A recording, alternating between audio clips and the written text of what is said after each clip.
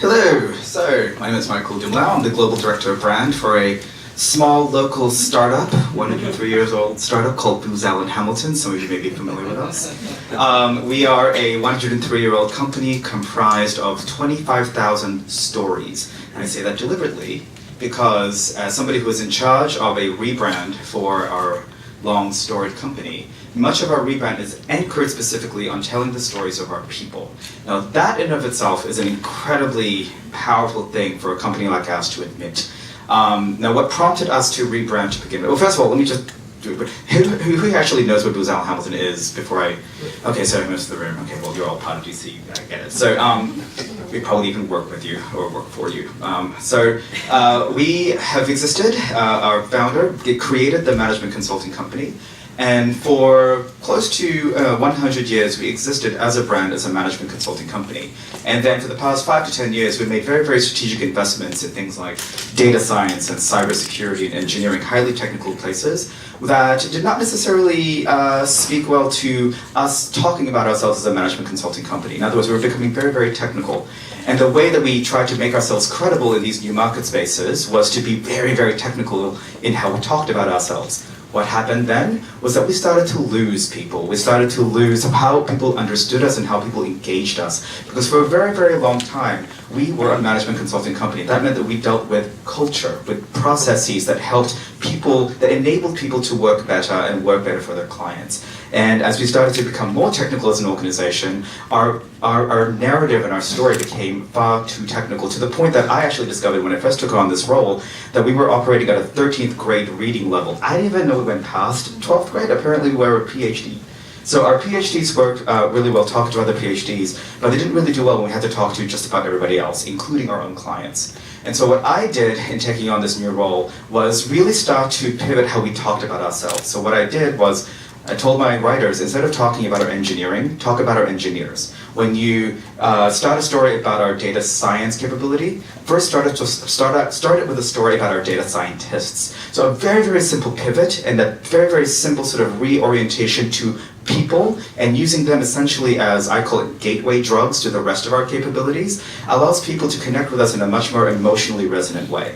Now, why do I have hidden figures up here? So, one thing that I wanted to make sure that we were doing really well as a company was anchoring our stories in things that mattered to not only our clients, but to people in general. And one thing I discovered is sometimes we struggle with what kinds of stories to tell. And more importantly, sometimes we struggle in telling stories and convincing people that our stories are important. Sometimes people don't want to hear about you, people don't want to listen to you, they just want to talk about what they want to talk about. I mean, it's probably hard for us as communicators to realize that not everyone wants to listen to us, and probably what we're saying is of no value to anyone. God forbid that I as a marketer want to sell you something and that you don't want to buy it, you know?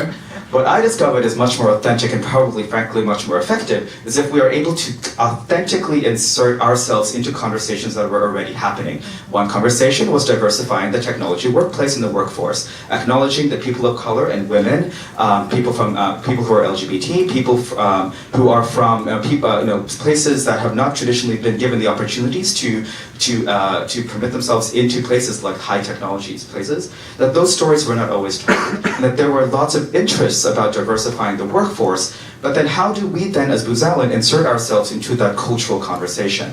Then baby Jesus gave me this gift called Hidden Figures. Who here knows what Hidden Figures is? Okay, everyone saw it, hopefully. You better, if you haven't, go Google it and download it and watch it now.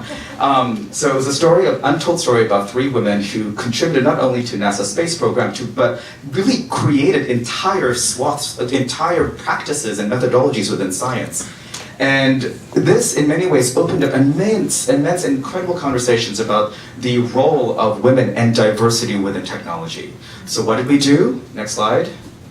We created our own Hidden Figures program. We literally, and this may be a little bit very, very specific and very, very prescriptive, but we actually took actual engineers, data scientists, and leaders within the STEM fields, within our own cohorts, within our own work. But these are actual women within Booz Allen who sit with probably many of you here, if you're in the DoD or Intel spaces or within government, who have discovered things, who lay the groundwork for even greater diversity in conversation. And what this allowed us to do, frankly, was enter into a conversation, a larger conversation about diversity, about technology, about innovation, but in a really authentic way. Because one thing you realize is these women each represent a network, right? So we didn't even need to put this on a big social campaign. They did it themselves. They propagated this entire campaign themselves. And through reaching through not only them and seeing their identities not only as women, women of color, as engineers, we're able to now use this entire campaign